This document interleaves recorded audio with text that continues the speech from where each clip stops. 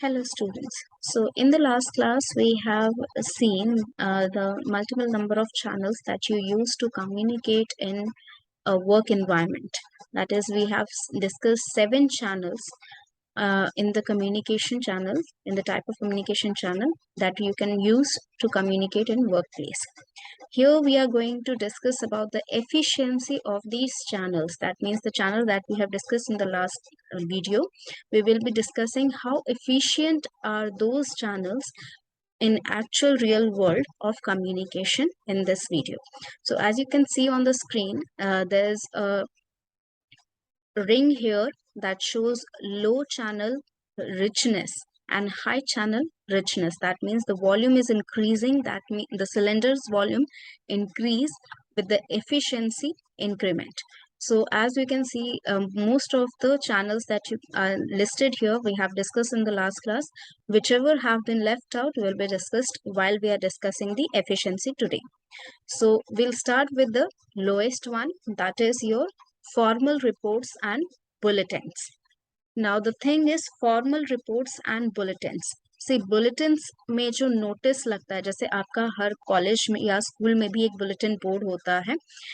Whenever there's an urgent notice or there is any change in management, any change in the disciplinary actions that are being taken with the students who have committed some disciplinary enactment, उस तरीके की कोई भी notice अगर लगता है, for example जैसे मैंने पिछले वीडियोस में एक एग्जांपल लिया था कि मोबाइल फोन अगर यूज करना मना है कॉलेज में या आपके स्कूल के कैंपस में लाना ही मना है, तो electronic devices for example smart watches, gadgets that are used with electricity, उस तरह का कोई भी गैजेट लाना मना है unless you have the permission of your teacher.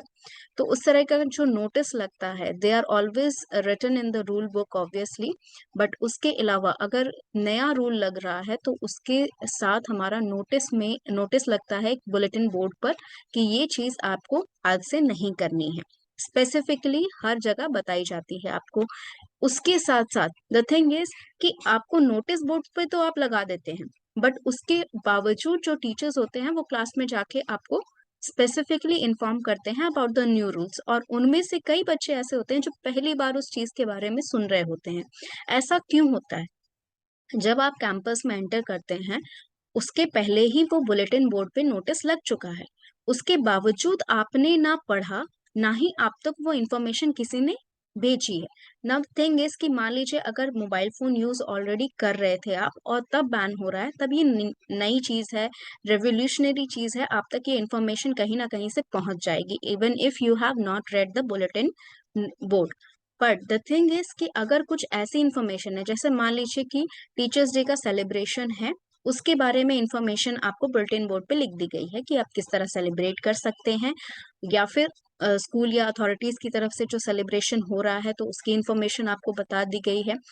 वो इंफॉर्मेशन जो है बहुत कम बच्चों तक जाती है वो इंफॉर्मेशन, बिकॉज वो एक्साइटमेंट या रेवोल्यूशनरी अगेंस्ट जाने वाली एनर्जी नहीं रहती है, वो मोटिवेशन नहीं रहता है आपका. जैसे कुछ बच्चे होते हैं, उनको कोई मतलब नहीं है क्लास में कौन टीचर आ रहा है कौन नहीं आ रहा है, उनको बस शांति से क्लास आना है, क्लास करना है, अटेंडेंस लेना है, घर चले जाना है. उन जैसे बच्चों को कोई मतलब नहीं है कि यहाँ पर कौन से चेंजेस आ रहे हैं, क्या इन्फॉर्मेशन नहीं डाली गई है. 15 अगस्त में बहुत सारे बच्चे छुट्टी ले लेते हैं. 15 अगस्त के कोई फंक्शन के बारे में अगर आपको लिखा हुआ है बुलेटिन बोर्ड पे तो आप नहीं पढ़ने जाएंगे, ना ही अगर कोई बता रहा है तो आपको सुनने की कोई इंटेंशन है, मोटिवेशन है. सो for that case bulletin board पे लिखा हो गया कोई भी नोटिस आपके लिए इम्पोर्टेंट नहीं उतना रह जाता है, या आप तक वो बात पहुंचाने में बहुत देर कर देता है, या आप सुनना ही नहीं चाहते उस चीजों को. So for that reason bulletin board जो होता है वो रिटन कम्युनिकेशन कई बार कम्युनिकेट नहीं हो पाता है, रिसीवर तक नहीं पहुंच पाता है. इवन दो आपके क्लासरूम के बिल्कुल बाहर अगर भी लगा दिया जाए तो भी बहुत सारे बच्चे उससे नहीं पढ़ेंगे. They are not interested in all those things, all those notices. And I've seen it with my eyes. बहुत सारे नोटिसेस आपके क्लासरूम के बाहर लगे रहते हैं, आपके डोर पर लगा दिया जाता है, आपके क्लासरूम से जस्ट सटा हुआ एक बुलेटिन बोर्ड है वहां लगा दिया जाता है, फिर भी आप लोग नहीं पढ़ते हैं. तो वो रीजन क्या है कि आपकी नजर जाती ही नहीं है उन सब चीजों पे, और अगर कोई कम्युनिकेट कर देता है आप तक तब आप सुन लेते हैं, अदरवाइज नहीं पढ़ना पसंद करते हैं, specially when the notice is very large. बहुत बड़ा सा अगर नोटिस लगा है, लिखा हुआ है 3 पैराग्राफ 4 पैराग्राफ का, तो आप बिल्कुल नहीं पढ़ेंगे। हाँ, अगर 1 लाइन 2 लाइन का बड़े बड़े अक्षरों में लिखा रहेगा, बड़े बड़े फॉन्ट में लिखा रहेगा, you will read that and you might communicate with others and you will show them कि ये देखो यहाँ पर नोटिस बोर्ड में कुछ लगा है। बट अगर ऐसा कुछ पैराग्राफ वाइज वहां पर लिखा रहेगा, आप बिल्कुल नहीं पढ़ते हैं उस चीज को। The thing is, receiver is not interested in reading all the things whatever they see. और यही चीज हर जगह होती है। कई बार आपने देखा होगा कि आप बाहर जा रहे हैं तो बहुत सारे बोर्ड्स लगे रहते हैं। जब बोर्ड्स आपका कैची क्यों होता है, हमेशा 1 लाइनर या 1 फ्रेज का या 1 सेंटेंस का या 1 वर्ड का, उस तरीका का कैची बोर्ड क्यों लगाया जाता है? वो इसलिए लगाया जाता है क्योंकि आपके जो रिसीवर हैं वो पढ़ना नहीं पसंद करते हैं। मान लीजिए आपने एक हेडलाइन लिखी है और उसके नीचे एक पैराग्राफ लिखा है, 99% of the people will leave after reading the headline, they will not go ahead. 1% लोग ऐसे होते हैं जो नीचे का पैराग्राफ पढ़ना चाहेंगे, जो उसके नीचे लिखा होगा। इसी वजह से आपकी जो एफिशिएंसी होती है इस चैनल में, वो बहुत कम होती है। फॉर्मल रिपोर्ट्स भी वही पढ़ता है। जैसे आपको अगर फॉर्मल रिपोर्ट मैनेजर को देनी है, काम की चीज है, तो वो पढ़ रहे हैं। अगर सिर्फ पब्लिश करना है बिना चेक किए, कोई फॉर एग्जाम्पल आपने कोई आर्टिकल दिया है, कोई रिसर्च किया है, and they have seen you do research and you do well research, तो वो पूरा नहीं पढ़ेंगे उस रिपोर्ट को। आप पे वो ट्रस्ट करते हैं, they will just go ahead and publish that report. वही चीज होती है कि इतने बड़े पैराग्राफ्स में जब कोई चीज लिखी जाती है, unless and until it is a book in your syllabus and you have to get marks for it, you will not read that thing. यही रीजन है कि इस चैनल की एफिशिएंसी इतनी लो होती है, because the receiver does not have an intention to gain the communication from here. ठीक है, वो टेकअप नहीं करता अपना जो हाफ साइकिल मैंने जो पढ़ाया था आपको, हाफ साइकिल सेंडर अपना कंप्लीट करने के बावजूद जो रिसीवर का हाफ साइकिल है वो कंप्लीट होता ही नहीं है बहुत केसेस में। नेक्स्ट है आपका memos and letters. We will go up and down here. इस तरीके का यहाँ पर बनाया गया है। तो फॉर्मल रिपोर्ट्स एंड बुलेटिन के बाद मेमोज एंड लेटर्स है। मेमोज एंड लेटर्स जो होते हैं वो स्पेसिफिकली एड्रेस किए जाते हैं। ठीक है, लेटर्स जो आप भेजते हैं किसी को, तो वो स्पेसिफिक पर्सन को लेटर करते हैं, एड्रेस करते हैं। फॉर एग्जांपल आपको छुट्टी के लिए आप लिखते प्रिंसिपल को हैं, देते अपने टीचर्स को हैं, या क्लास टीचर को सबमिट कर देते हैं, and they will keep that report in reference that this person was not coming because of the reason that he has stated और शी हैज स्टेटेड। तो ये लेटर्स जो होते हैं ये स्पेसिफिकली एड्रेस किए जाते हैं और इसमें सब्जेक्ट स्पेसिफिक लिखा जाता है कि किस रीजन से आपने ये लेटर लिखा है।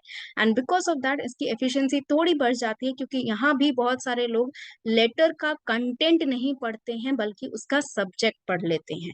आपने जो चीज के लिए भी यहाँ पर लिखा है, फॉर एग्जाम्पल फीस कम करवाने के लिए आपने एक एप्लीकेशन लिखी है, या फीस में कोई डिले हो रहा है जिसकी वजह से आपने एक एप्लीकेशन लिखी है, तो सबसे पहला जो रिसीवर है वो आपका सब्जेक्ट पढ़ेगा कि किस वजह से उस बच्चे ने ये लेटर मुझे दिया है। और उस लेटर का सब्जेक्ट पढ़ने के बाद दे विल डिसाइड कि कंटेंट में से उसे कौन सी चीजें चाहिए। फॉर एग्जाम्पल आपको फीस कम करवानी है तो उन्हें रीजन चाहिए कि क्यों कम करवानी है। वो उस रीजन को बस ढूंढेंगे उस लेटर में, कितना अमाउंट आप चाहते हैं कि कम हो, कब तक आप पे कर पाएंगे पूरा बाकी का अमाउंट, या कब तक आप को दिक्कत हो रही है पे करने में, वो सारी चीजें वहां पर नोटिस बाय नोट वो नोटिस करते जाएंगे सारी चीजें, by point. They will not read the whole letter. वो पूरा का पूरा लेटर का कंटेंट जो है, जो आपने लिखा है with emotions, with what ever other information needed, वो उस इंफॉर्मेशन को गैदर नहीं करेंगे। जितनी इंफॉर्मेशन उनको चाहिए, फॉर एग्जाम्पल आपका नाम, आपका बैच, आपका कोर्स, आपका रोल नंबर, आप एडमिशन नंबर, उसके बाद आपका फीस कितना कम करवाना है, किस रीजन से कम करवाना है, कब आप पे कर सकते हैं, ये सारी इंफॉर्मेशन वो पॉइंट वाइज गैदर करते जाएंगे। अब बिकॉज इट इज, अगर किसी ने स्पेसिफिकली शॉर्ट लेटर लिखा है जिसमें इतने ही पॉइंट्स गिवन है जितने पॉइंट्स आपके रिसीवर को चाहिए, तो वो इफेक्टिव बन जाता है। अगर आप बहुत बड़ा लेटर लिखते हैं, फॉर एग्जाम्पल आपने 2 पेज का लेटर लिखा है, पूरी तरह से समझाया है कि सर को, कि सर इस वजह से मैं फीस नहीं भर पा रहा हूँ, या इस वजह से मेरी फीस में डिले आ रही है, फॉर एग्जाम्पल डीआरसीसी में कोई प्रॉब्लम हो गई है, कोई डॉक्यूमेंट इशू हो गया है जिसकी वजह से आपकी फीस डिले हो गई है, डीआरसीसी से नहीं आ रही है, उसमें आपकी कोई गलती नहीं है, तो आप एक लेटर लिख रहे हैं। अब यहाँ बात ये हो जाती है कि जब आप कॉन्साइज वे में कम्युनिकेट करते हैं, ठीक है, कॉन्साइज वे में कम्युनिकेट करने का फायदा ये है कि जिसको जितने पॉइंट्स चाहिए वो उतने पॉइंट्स निकाल के पढ़ेगा, whether they will approve it और reject it up to them. लेकिन अगर आप बहुत बड़ा लेटर लिख देते हैं, 2 पेज का, 3 पेज का, 5 पेज का, मान लीजिए आप थर्ड ईयर में जा चुके हैं और फर्स्ट ईयर से अपनी कहानी पूरा सुनाना उन्हें शुरू कर दिया लेटर में, तो वो एफिशिएंट नहीं रह जाता है। ठीक है, you need to keep it concise. अगर कॉन्साइज रहेगा तो इसकी एफिशिएंसी थोड़ी सी बढ़ जाती है फ्रॉम द बुलेटिन बोर्ड और formal reports, because there the points that are needed will be communicated with you one by one, point by point. Okay, next is your pre recorded speeches. जैसा कि ये video है, ये pre recorded है, उसके बाद upload किया जा रहा है, रिकॉर्ड करने के बाद अपलोड किया जा रहा है। अब इसमें होता क्या है कि आप जब रिकॉर्ड कर रहे होते हैं, मेरे पास यहाँ लाइव ऑडियंस नहीं है, मेरे पास कोई कम्युनिकेशन का जरिया नहीं है, I am completing my half cycle of the sender. मैं यहाँ पर अपना हाफ साइकिल कंप्लीट कर दे रही हूँ। अब ये रिसीवर पे डिपेंड करता है कि वो रिसीव कर रहा है, उसको अंडरस्टैंड कर रहा है, उसका प्रॉपर फीडबैक दे रहा है या नहीं दे रहा है। द थिंग इज कि इंस्टेंट रिएक्शन मुझे नहीं मिल रहा है, जिसकी वजह से यहाँ पर मुझे पता नहीं चल रहा है कि मेरा जो कम्युनिकेशन साइकिल है वो कब तक कंप्लीट होगा, कितना कंप्लीट होगा, how many times I have to repeat my cycle. So the thing is कि यहाँ पर प्री रिकॉर्डेड स्पीचेस जो होते हैं, those are specifically made for the audience जो स्पेसिफिक कंटेंट चाहते हैं और उनको उस कंटेंट से कोई बेनिफिट मिल रहा है या नहीं मिल रहा है, वो उस कंटेंट को देखेंगे जितना मन करेगा, and after that they will move on. तो प्री रिकॉर्डेड स्पीचेस जो होते हैं वो कंटेंट बहुत कम लोग व्यू करते हैं, और अगर व्यू करते हैं तो स्पेसिफिक लोग ही व्यू करेंगे। फॉर एग्जांपल, अगर आपका content related to C programming है, तो जितने लोग प्रोग्रामिंग में पढ़ रहे हैं या जितने लोग स्पेसिफिकली सी लैंग्वेज पढ़ना चाहते हैं, वही लोग उन वीडियोस को वॉच करेंगे। उसके अलावा अगर कोई वॉच करता भी है तो उनका परसेंटेज बहुत कम रहता है, and they will not give a proper feedback to the sender. Because of that pre recorded speech जो होते हैं उनकी एफिशिएंसी बढ़ती तो है, क्योंकि यहाँ पर वीडियो आपको दिख रहा है, ऑडियो दिख रहा है, यहाँ कंटेंट में हम बहुत सारे पीपीटी का, इमेजेस का, वर्ड फाइल का हेल्प लेके आपको समझा तो देते हैं, बता देते हैं, we use different images here, but most of the people still don't understand and they are not able to communicate their doubts. बहुत सारे लोगों को वीडियोस देख के डाउट होते होंगे, दे हार्डली थिंक कि अगर हम कमेंट करते हैं तो पता नहीं देखेंगे सेंडर या नहीं देखेंगे, उसके ऊपर कोई रिएक्शन आएगा या नहीं आएगा। And even if the receiver is communicating, अगर मान लीजिए 500 रिसीवर ने मुझे यहाँ रिस्पॉन्स भेजा, तो 500 डाउट्स क्लियर करना बहुत मुश्किल होगा और बहुत टाइम टेकिंग होगा। बट वहीं अगर 5 बच्चे रिएक्ट करते हैं, 5 स्टूडेंट्स मुझसे कोई क्वेश्चन कर रहे हैं, that can be answered very easily in the next video. So here pre-recorded speeches have an efficiency, good amount of efficiency respective to the prior two channels. Okay. Next is your electronic mails. जैसे मैंने कहा, mails में आपको बहुत effectively आप यहाँ communicate कर सकते हैं। The only thing is you need to keep it concise. आप जो भी फाइल्स अटैच कर रहे हैं, सबसे पहले उन फाइल्स को आप प्रॉपर नेमिंग करेंगे। बिना नेमिंग के आप कोई भी फाइल जो है उसमें अटैच ना करें, बिकॉज बहुत प्रॉब्लम होती है अगर किसी पर्सन को वहाँ देखना पड़ता है कि क्या फाइल आपने भेजी है, अंडरस्टैंड करना पड़ता है, पूरा फाइल रेड पढ़ना पड़ता है, तो उसकी वजह से आपकी एफिशिएंसी गिर जाती है। तो सबसे पहले जब भी आप कोई फाइल अटैच कर रहे हैं उसका प्रॉपर नेमिंग करेंगे। ईमेल जो आप लिख रहे हैं, जो आप सब्जेक्ट के बाद लिखते हैं, जो एक प्रॉपर कंटेंट आपका होता है वो भी कॉन्साइज होना चाहिए, प्रिसाइज होना चाहिए। जितना आपको बताने की जरूरत है, जितना इंपॉर्टेंट बात है, उतनी ही बात आप रखेंगे।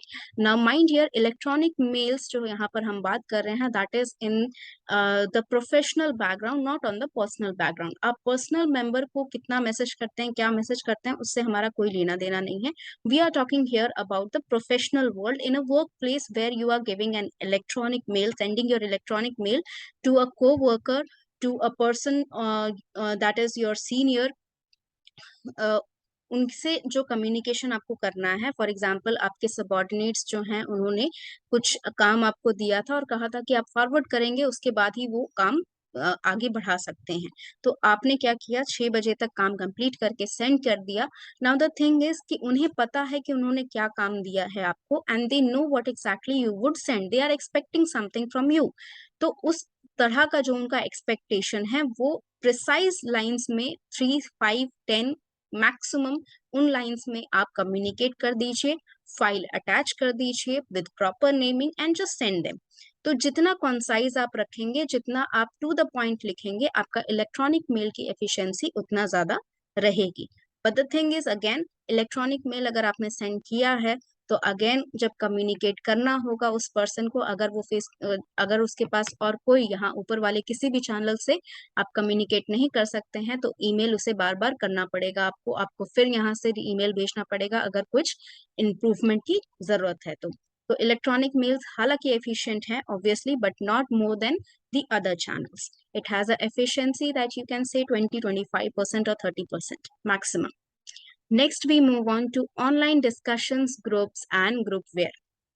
ऑनलाइन डिस्कशन ग्रुप्स जो होते हैं यहाँ पर अलग अलग मेथड यूज करते हैं ऑनलाइन डिस्कशन ग्रुप के लिए। They can use obviously written communication, एक मतलब एक फोरम टाइप का होता है जहां पर एक आर्टिकल लिखा जाता है, एक ब्लॉग लिखा जाता है और उसके ऊपर जितना रिएक्शन आ रहा है लोगों का उसका डिस्कशन स्टार्ट हो जाता है। फॉर एग्जांपल यहाँ पर बहुत सारी चीजें, जैसे एजुकेशन में रिफॉर्म करना है, आप चाहते हैं कि कुछ रिफॉर्म होना चाहिए, you can write a blog on that. और उस ब्लॉग के ऊपर जो रिस्पॉन्स आ रहा है आपकी ऑडियंस का, पॉजिटिव हो चाहे नेगेटिव हो, आपसे अग्री कर रहे हैं, डिसअग्री कर रहे हैं, आपको सजेशन दे रहे हैं कि आप किस तरह आपने जो पॉइंट्स रखे हैं उसके अलावा भी बहुत सारे ऐसे पॉइंट है जिनमें रिफॉर्म की जरूरत है।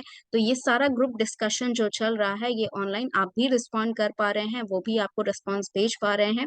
वहां पर इंस्टेंट ना हो लेकिन आपको फीडबैक कंटिन्यूअसली मिल रहा है जिसकी वजह से एफिशिएंसी इस चैनल की बढ़ जाती है। Moving on to the next is your voice mail. Voice mail again आपकी वॉइस जा रही है तो आपका वॉइस मॉड्यूलेशन समझ के आपके पीछे के इंटेंशन समझे जा सकते हैं। If voice modulation can be evolve, जैसे कि आप जब कॉन्वर्सेशन करते हैं, वॉइस मेल अगर आपने किसी को किया है, व्हाट्सएप में भी आजकल वॉइस मैसेजेस का ऑप्शन आने लगा है, बहुत सारे अदर मैसेजिंग एप्स भी ट्राई कर रहे हैं। तो उस तरीके का जो एक मैसेज होता है वो प्री रिकॉर्डेड है। पहली बात तो रिकॉर्ड करके आप सेंड कर रहे हैं, हो सकता है रिसीवर एट द मोमेंट नहीं देखे, वो बिजी है, ठीक है। रिसीवर देखते ही वो रिस्पॉन्ड करेगा उसके अकॉर्डिंग और जितना उसे समझ में आया उसी हिसाब से वो मैसेज करेगा। फॉर एग्जाम्पल स्पीकर ने बहुत ही कंसाइज सेंटेंसेस को यूज करके यहाँ पर अपना चैनल में बात रखा है अपने सामने। तो उनका यहाँ पर रिस्पॉन्स जिस तरीके का वो एक्सपेक्ट कर रहे हैं अगर नहीं आया तो आप दोबारा से कम्युनिकेट कर सकते हैं, and again that cycle will go on and on until and unless the receiver understands very well what the speaker wants and what exactly the response he or she is expecting. तो यहाँ पर voice mail में देखो efficiency कम क्यों होती है, क्योंकि यहाँ पर वीडियो नहीं है। यहाँ पर कई बार ऐसे लोग होते हैं जो आपके पीछे का इंटेंशन सिर्फ आपकी वॉइस सुन के नहीं जान पाते। फॉर एग्जाम्पल आप जब अपनी मदर से फोन पे बात करते हैं, जो लोग हॉस्टल में रह रहे होंगे वो रिलेट कर पाएंगे, आप फोन कॉल उठाते ही जिस तरह से उधर से रिस्पॉन्स आता है आप समझ जाते हैं कि आपके मदर जो हैं वो गुस्से में हैं, या बहुत प्यार से जब पूछती हैं बेटा खाना खाया या नहीं, that exactly feels like a hug to you. तो वो जो रिस्पॉन्स आपका होता है, ये मैं पर्सनल एग्जांपल इसलिए ले रही हूँ ताकि आप रिलेट कर पाए बहुत अच्छे से। तो उस तरह का जो इमोशन होता है जो उनकी आवाज में आपको सुनाई देता है, अगर कुछ लोग होते हैं जो बिल्कुल इवेलुएट नहीं कर पाते हैं कि किस तरह का वॉइस आ रहा है, किस तरह का मॉड्यूलेशन आ रहा है, आवाज भारी लग रही है या आवाज जो है उसमें लाइटनेस है, हैप्पीनेस है, उस डिटेक्ट नहीं कर पाते हैं बहुत सारे लोग। लेकिन जो डिटेक्ट कर पा रहे हैं वो समझ जाएंगे कि किस इंटेंशन से, किस इमोशंस के साथ वो मैसेज कन्वे किया गया है। So for this, the receiver should be good enough to evaluate the voice modulation. Moving on to the next, live speeches. Live speeches have a very too much effect on the audience if your speech is very effective. अगर आप बहुत बेहतरीन तरीके से speech अपना present कर रहे हैं तो ये कई बार बहुत ज्यादा इम्पैक्ट क्रिएट करता है ऑडियंस के लाइफ में, क्योंकि इस चीज से रिलेटेड जब आप लाइव स्पीचेस देते हैं, आपने देखा होगा संदीप माहेश्वरी जी के बहुत सारे वीडियोस आपने देखे होंगे, बहुत सारे ऐसे मोटिवेशनल स्पीकर्स हैं जो लाइव वीडियोस अपलोड भी करते हैं, लाइव वीडियोस डालते हैं, प्री रिकॉर्डेड वीडियोस डालते हैं, या फिर वो लाइव ऑडियंस के सामने रहते हैं और उनसे इंटरेक्शन भी करते हैं. They ask, let them ask the question, let their audience ask the question and then they answer the question. First thing, speaker should be good enough to respond immediately. अगर वो इस तरह का इंटरेक्शन कर रहे हैं तो स्पीकर को अच्छा रहना बहुत जरूरी है, क्योंकि इंस्टेंटली आपके दिमाग में ये ख्याल आना चाहिए कि उस पर्सन को किस तरह समझाया जाए जो डाउट उसने पूछा है. Understood. Second thing, receiver end से words have a lot of impact on you. ठीक है, शब्द जो होते हैं वो सबसे बड़ा हथियार है, ये मैंने आपके पिछले वीडियोस में भी कभी कहा था. तो एक बार और मैं बता दूं कि यहाँ पर वर्ड्स जो है कितना बड़ा इम्पैक्टफुल क्रिएशन करते हैं. आपने देखा भी होगा, अगर आप गूगल पे सर्च करें, there was an experiment on the plants. ठीक है, प्लांट्स पे एक्सपेरिमेंट किया गया था. एक प्लांट को बहुत अच्छे अच्छे वर्ड्स बोले जा रहे थे और एक प्लांट को अब्यूसिव वर्ड्स बोले जा रहे थे, and the plants that was listening the good words was growing faster and more beautiful then the other one. तो वर्ड्स जो होते हैं जब एक प्लांट पे इतना इफेक्ट कर सकते हैं, तो आप सोचिए अपनी लाइव ऑडियंस पे आप कितना ज्यादा इम्पैक्टफुल इम्पैक्ट क्रिएट कर सकते हैं अच्छे वर्ड्स के साथ. So when you have a good quality of ability to communicate with your audience, live speeches आप जो है अपने ऑडियंस का लाइफ चेंज कर सकते हैं उस चीज के लिए. सो यहाँ पर देखो किस किस चीज से एफिशिएंसी बढ़ती है. सबसे पहली बात तो आप उस पर्सन को देख पा रहे हैं. ठीक है, आप उस पर्सन के body language, non verbal communication को पूरा इवेल्युएट कर सकते हैं. दूसरी बात, जो भी डाउट्स होगा इंस्टेंटली आप क्लियर कर सकते हैं. अगर नहीं भी हुआ तो भी उनके वर्ड्स आपके दिमाग में घूमते रहेंगे. हो सकता है कि उन्हीं वर्ड्स को बार बार सोचने से आपके डाउट्स खुद ब खुद क्लियर हो जाएं. तो बहुत सारा इम्पैक्टफुल वहां पर क्रिएशन होता है, जिसकी वजह से एफिशिएंसी कम इसलिए होती है क्योंकि यहाँ पर वन टू मेनी का कम्युनिकेशन हो रहा है, यानी कि एक पर्सन बहुत सारे लोगों से कम्युनिकेट कर रहा है एक साथ, जिसकी वजह से अगेन 200, 300, 500 लोग, 1000 लोग अगर एक साथ डाउट पूछेंगे तो कम्युनिकेट करना मुश्किल होगा, टाइम टेकिंग होगा एंड टाइम वेस्टिंग होगा. तो उससे क्या होता है कि कई बार लोगों के अच्छे अच्छे डाउट्स पूछना रह जाता है, जिसकी वजह से वो नहीं पूछ पाते हैं किसी भी रीजन से. Time, lack of time, lack of confidence, lack of not getting the chance, opportunity, वो सारी चीजों की वजह से कुछ लोगों के अच्छे डाउट्स भी नहीं पूछे जा पा रहे हैं. बिकॉज ऑफ दैट इसकी एफिशिएंसी थोड़ी सी रिड्यूस हो जाती है. Otherwise it is the best way of communication. Next is telephonic communication. Again telephonic communication में आपका वॉइस मॉड्यूलेशन है, आप बात कर रहे हैं, वहां पर इमोशंस कन्वे किए जा सकते हैं, किस तरह से आप बात कर रहे हैं. लेकिन यहाँ पर देखो वीडियो नहीं हुआ, वीडियो नहीं है, लेकिन टेलीफोनिक कम्युनिकेशन में वॉइस आपकी इतनी क्लियर रहती है, आप इंस्टेंट वहां पर फीडबैक ले सकते हैं. साइकिल जो है आपका कॉन्वर्सेशन का तब तक चलता है जब तक आप पूरी बात जो है क्लियर कट समझ ना ले, या आपको इससे ज्यादा समझाने का और मन नहीं है, या रिसीवर इससे ज्यादा समझ नहीं रहा, आप अपनी मर्जी से कट कर देंगे वहां पर फोन. ये इसका ड्रॉबैक है कि unless and until someone is picking your call and someone is responding to your call and someone is not busy while they are on their call, तो इस तरीके की अगर कोई डिस्टर्बेंस नॉइज नहीं आ रही है तो आपका कम्युनिकेशन, टेलीफोनिक कम्युनिकेशन बहुत अच्छा रहेगा. Next is your video conferencing. Video conferencing जो है अगेन यहाँ पर आपको फेस दिख रहा है, आप इवेल्युएट कर पा रहे हैं उनके इमोशंस को जिस इंटेंशन से बोला जा रहा है. Plus video conferencing has one more very good effect that as you can see, I can share the images, I can share the PPT, I can share the documents, I can share anything with you, and on the screen you can see me and my data that I'm going to provide you. और ये सारा चीज जो होता है एक ही साथ जब आप देख पा रहे हैं, क्योंकि देखने से चीजें ज्यादा बेहतर याद रहती हैं, तो आप जब ये सारी चीज देख पा रहे हैं सामने से तो आपको ज्यादा बेहतर तरीके से समझ में आएगा. वीडियो कॉन्फ्रेंसिंग अगेन कई बार आपको नेटवर्क इशू होता है, टेक्निकल इशू होता है, same with the telephonic communication also. जितनी भी जगह आप टेक्नोलॉजी यूज कर रहे हैं उन सभी में टेक्निकल एरर आने के चांसेस हैं. Even if we reduce, if we ignore the technical errors, still there is a problem that in video conferencing sometimes you cannot ask the doubt, you cannot communicate well enough, and the two-way communication can not go on very well. ठीक है, two way communication बहुत बेहतरीन तरीके से नहीं चल पाता है, यहाँ पर कहीं ना कहीं नॉइज या डिस्ट्रप्शन क्रिएट हो ही जाता है.